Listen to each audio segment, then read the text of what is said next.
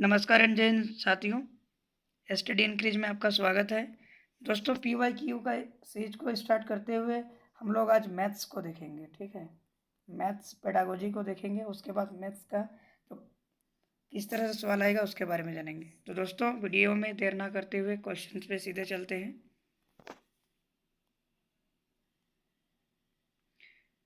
Question number 1, प्राथमिक कक्षाओं में बच्चे गणित में क्या सीखते हैं, इसके आकलन का ध्यान किस पर नहीं होना चाहिए। तो आकलन किस पर नहीं होना चाहिए इस पे बताया गया है। ठीक है, क्वेश्चन में तो किस पर है उसको देख लेते हैं पहले कि गणितीय अवधारणाओं को समझाना, गणितीय भाषा का विकास, गणित की समस्याओं का जवाब देने में सटीकता, तर्क कौशल का विकास। तो दोस्तों इसमें आकलन करने का कौन सा सही गलत ऑप्शन होगा बताइए। तो option number 3 is the right answer of this question. लेकिन दोस्तों गणित अवधारणाओं को समझाना ये सही होता है, गणितीय भाषा का विकास ये सही है, तर्क कौशल का विकास ये सही है। लेकिन ये नेगेटिव पूछा गया है, तो नेगेटिव का भाई नेगेटिव, यानी गणित की समस्याओं का जवाब देने में सटीकता। क्वेश्चन नंबर 32 में जाएंगे। प्रारंभिक कक्षाओं में एक गणितीय अवधारणाओं के विकास में निम्नलिखित निर्देशों का अनुक्रमांक किस प्रकार किया जाना चाहिए। ऑप्शन 1 में दिया है चित्र बनाना, प्रतीकात्मक प्रतिनिधित्व का उपयोग करना, अनुभव प्रदान करना, भाषा के माध्यम से समझाना। ठीक है, इसमें से कौन सा अनुक्रमांक में लगाना है दोस्तों। तो कौन सा अनुक्रमांक में यहाँ नीचे ऑप्शन में दिया हुआ है 4 3 1 2, ऑप्शन में 2 4 1 2, 4 3 2 1, 3 1 2 4। तो कौन सा अनुक्रमांक सही होगा दोस्तों। यानी सबसे पहले हम बच्चा को क्या करेंगे, अनुभव प्रदान करेंगे। उसके बाद क्या करेंगे, भाषाओं के माध्यम से समझाएंगे। उसके बाद चित्र बनाएंगे। उसके बाद क्या करेंगे, प्रतीकात्मक प्रतिनिधित्व का उपयोग करेंगे। यानी ये 1 में देंगे 1 2 3 4, यानी ऑप्शन नंबर 2 में दिया हुआ है। तो 2 is the right answer of this question.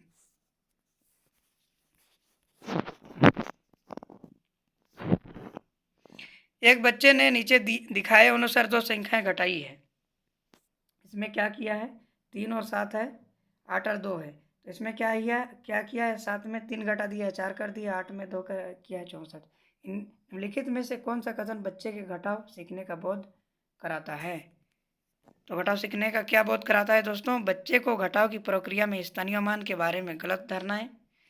क्या घटाव सीखने की प्रक्रिया में गलत धारणाएं बैठा यह कंसेप्ट है। बच्चा नहीं जानता है कि कैसे घटाना है। बच्चे 2 अंक वाली संख्याओं के घटाव की प्रक्रिया जानता है। उसके बाद यह एक गलती है और इससे बार बार अभ्यास करके सुधार किया जा सकता है।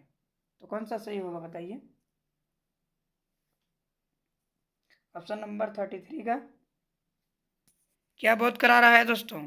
तो बच्चे को घटाव की प्रक्रिया में स्थानीय मान के बारे में गलत धारणा है, गलत कंसेप्ट है, इसी वजह से ये नहीं सक रहा है। डायरेक्ट घटा दिया है, 3 में 7 जाएगा तो 4, 8 में 2 जाएगा। हासिल किस तरह से रखना उसका कॉन्सेप्ट के बारे में पता नहीं है। ठीक है, गलत धारणाएं हैं उस पर।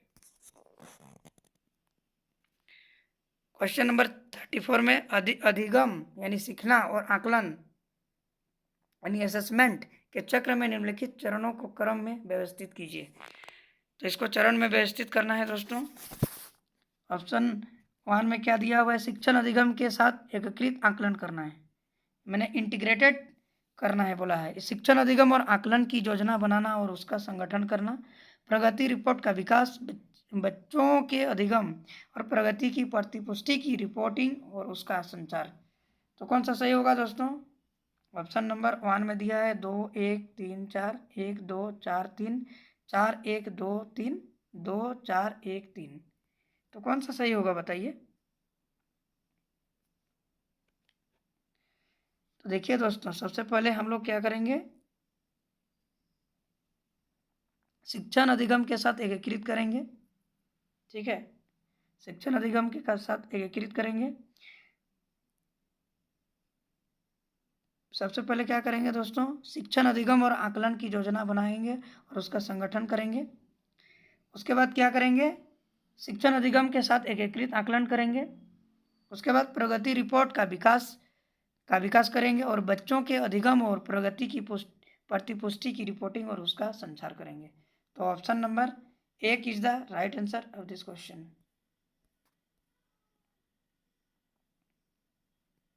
नेक्स्ट क्वेश्चन, रोमन अंकों का उपयोग आमतौर पर हिंदू अरबी और अंकों जैसी घटनाओं में संख्याओं के लेखन में क्यों नहीं किया जाता है, बताइए। जो रोमन होता है दोस्तों, जैसे 1 2 3, इस तरह से जो आमतौर पर हिंदू अरबी में अंकों जैसी संख्याओं के लेखन में क्यों नहीं किया जाता है, मैंने क्यों नहीं लेखन में किया जाता है बोल रहा है, तो क्यों नहीं किया जाता है। रोमन अंक स्थानीय मान का नियोजन नहीं करते हैं, इसलिए इन अंकों का उपयोग करके गणना करना मुश्किल होता है। रोमन अंकों को याद करना मुश्किल है। रोमन अंकों का उपयोग करके संख्याओं का बनाना एक जटिल कार्य है। बच्चे अंग्रेजी वर्णमाला और रोमन अंकों में भ्रमित हो जाते हैं। तो ऑप्शन नंबर कौन सा सही होगा, बताइए। तो option number 1 is the right answer of this question. Roman अंक स्थानीय मान का नियोजन नहीं करते हैं, इसलिए इन अंकों का उपयोग करके गणना करना मुश्किल होता है। Option number 1 is the right answer of this question.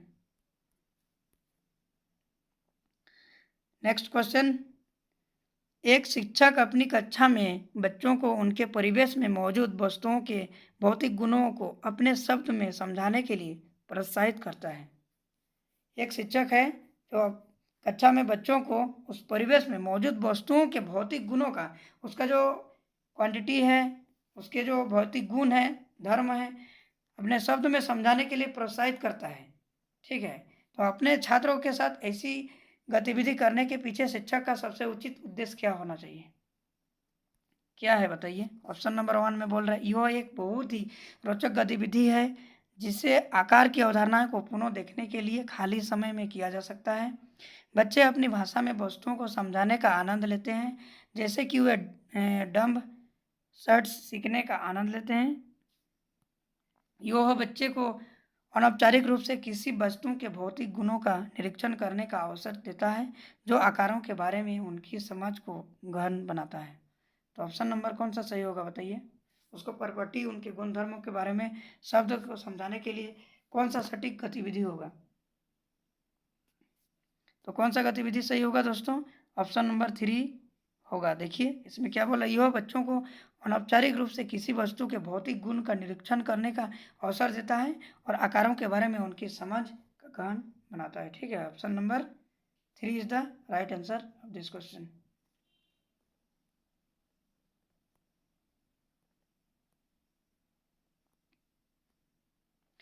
Option number 37 में क्या बोल रहे हैं दोस्तों, अशिक्षित दुकानदार द्वारा उपयोग किए जाने वाले गणित कक्षा में उपयोगी नहीं है, सभी गणितीय समस्याओं को हल करने में बहुत उपयोगी है, में अस्पष्टता और बहुत कम स्तर की शुद्धता है कि संबंधित समस्याओं को हल करने में वैकल्पिक रणनीति के रूप में कक्षाओं में शिक्षकों द्वारा चर्चा की जानी चाहिए। क्या अशिक्षित दुकानदार द्वारा उपयोग किए जाने वाले गणित क्या हो सकता है, बताइए। तो क्या होना चाहिए दोस्तों, ये कि संबंधित समस्याओं को हल करने में वैकल्पिक रणनीति के रूप में कक्षाओं में शिक्षक द्वारा चर्चा की जानी चाहिए। उसको उदाहरण स्वरूप समझाना है, उससे संबंधित वैकल्पिक रणनीति मैंने उदाहरण दे के उसको अल्टरनेटिव स्ट्रेटेजी दे के उसको सॉल्व रिलेटेड उसको बनाना है, डिस्कशन करना है उसके सामने। ठीक है, तो option number 4 is the right answer. एक शिक्षक को गणित कक्षा में बच्चों के एक विषम समूह को कैसे संभालना चाहिए, बताइए।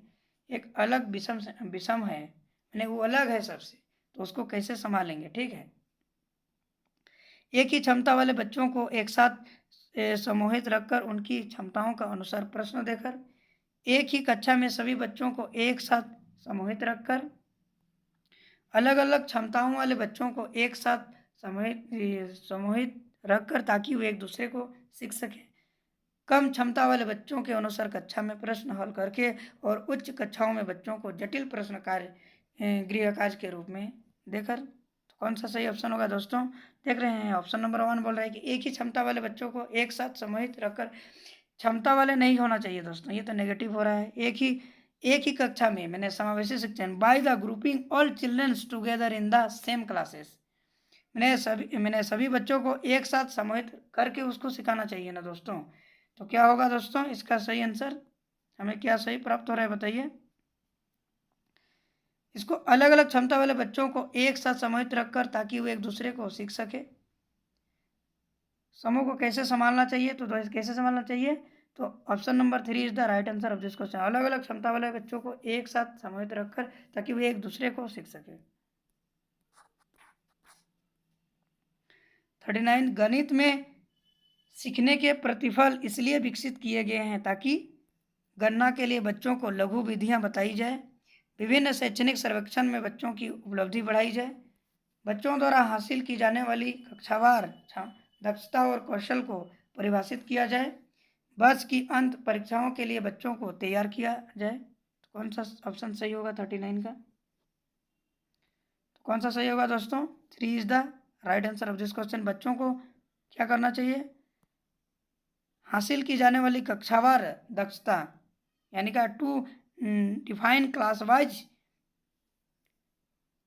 क्या करना है, skills to be the achieved by the childrens. ठीक है, बच्चों द्वारा हासिल की जाने वाली कक्षावार दक्षता और कौशल को क्या करना है, परिभाषित किया जाए। ठीक है, option number 3 is the right answer.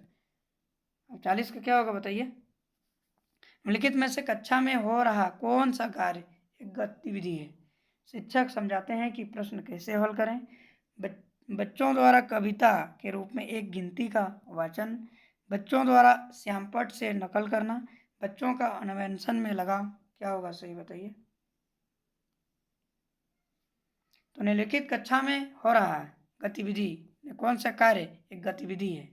मैंने which one of the flowing happening in the classroom is an activity, कौन सा एक्टिविटी होगा, तो कौन सा एक्टिविटी होगा दोस्तों, बच्चों का अन्वेषण में लगाओ यानी चिल्ड्रन एंगेज्ड इन एक्सप्लोरेशन, ये आपका सही आंसर होगा। ठीक है, यानी 4 is the right answer of this question. 40 का 4 होगा। बच्चों के बीच गिनती के कौशल को विकसित करने के लिए निम्नलिखित में से कौन सा पूर्व संख्या अवधारणाओं के रूप में सीखने के लिए आवश्यक नहीं है। क्या बोल रहे हैं, सीखने के लिए आवश्यक नहीं है, तो कौन सा सीखने के लिए आवश्यक नहीं है दोस्तों, एक एक संगतता, क्रमबद्धता, श्रीयसन, वन टू द करस्पॉन्डिंग, या तो संख्या नाम यादृच्छिक रूप से पढ़ना, समूह बनाना। तो कौन सा सही होगा दोस्तों बताइए। गिनती के कौशल को विकसित करने के लिए निम्नलिखित में से कौन सा पूर्व संख्या अवधारणाओं के रूप में सीखने के लिए आवश्यक नहीं है, तो कौन सीखने के लिए आवश्यक नहीं है बताइए। तो option number 3 is the restricting numbers names क्या है, रेंडमली। तो ये चीज़ गलत है और गलत पूछा गया है, तो इसका आंसर क्या होगा, संख्या नाम यादृच्छिक रूप से पढ़ाना। ठीक है, 41 का 3। 42 का एक बच्चे से योग पूछने पर कि क्षेत्रफल क्या है, उसने लंबाई गुना चौड़ाई उत्तर दिया। क्षेत्रफल की अवधारणाओं के बारे में बच्चे की समझ के बारे में आप क्या कह सकते हैं। बच्चा को क्या पूछा गया, क्षेत्रफल क्या है, तो क्या बोल दिया, लंबाई इंटू चौड़ाई बोल दिया। ठीक है, वो क्या बोल दिया दोस्तों, लंबाई इंटू चौड़ाई उत्तर दे दिया। तो अवधारणाओं के बारे में बच्चों की समझ के बारे में आप क्या कह सकते हैं, तो आप क्या कह सकते हैं, बच्चों को क्षेत्रफल की अवधारणाओं के बारे में कोई जानकारी नहीं है। बच्चे ने किसी भी बंद आकार के क्षेत्रफल के सामान्य विचार को आयत के क्षेत्रफल के रूप में उपयोग किया। बच्चा सही कह रहा है कि वह क्षेत्रफल लंबाई गुना चौड़ाई है। तो 42 का कौन सा सही होगा बताइए। क्वेश्चन पढ़िए बढ़िया से, उत्तर दीजिए। बच्चे ने किसी भी बंद आकार के क्षेत्रफल के सामान्य विचार को आयतन यानी आयत के क्षेत्रफल के रूप में उपयोग किया है। वो क्या किया है कि सब आयत ही है बोल के उसका उपयोग कर लिया है। ठीक है, तो ये सही होगा। 43 का कौन सा सही होगा बताइए दोस्तों। गणित सीखने के संबंध में निम्नलिखित में से कौन सा कथन सत्य है। गणित सीखने के लिए एक कठिन विषय है। आमतौर पर लड़कियां गणित में कमजोर होती है। हर कोई गणित सीख सकता है। और ऑप्शन नंबर 4, गणित केवल कठोर अभ्यास से सीखा जा सकता है। तो कौन सा सत्य है गणित के संबंध में बताइए।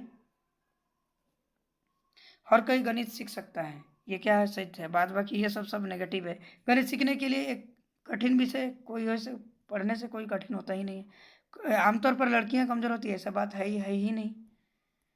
देखिए इस तरह से छांटा जाएगा उससे। गणित केवल नेगेटिव मार्क है। देखिए नेगेटिव है ये, इसको छूना ही नहीं है, जहर है, ये नेगेटिव वर्ड है। तो क्या होगा सही answer? 3 is the right answer of this question.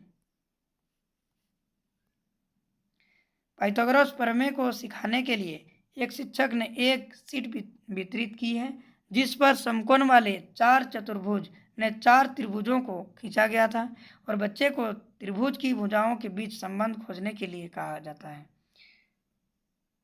दोस्तों क्या कर रहा है कि 4 भुजाओं को खींचने के लिए कहा गया है, ठीक है।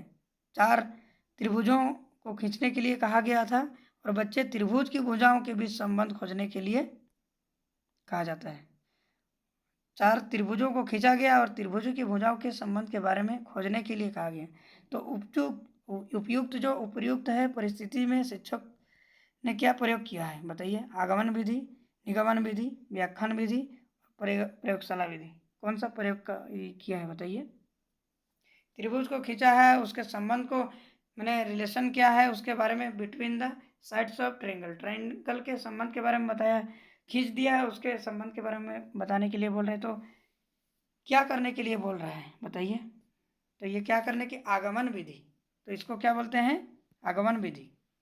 आगमन विधि किससे कहते हैं? आगमन मैंने समझते हैं। निगमन विधि मतलब समझ ही रहे हैं दोस्तों। डिडक्टिव मेथड टीचर ट्रेनिंग चाहे तो वेट किए हैं तो उसमें बताया गया। निगमन मैंने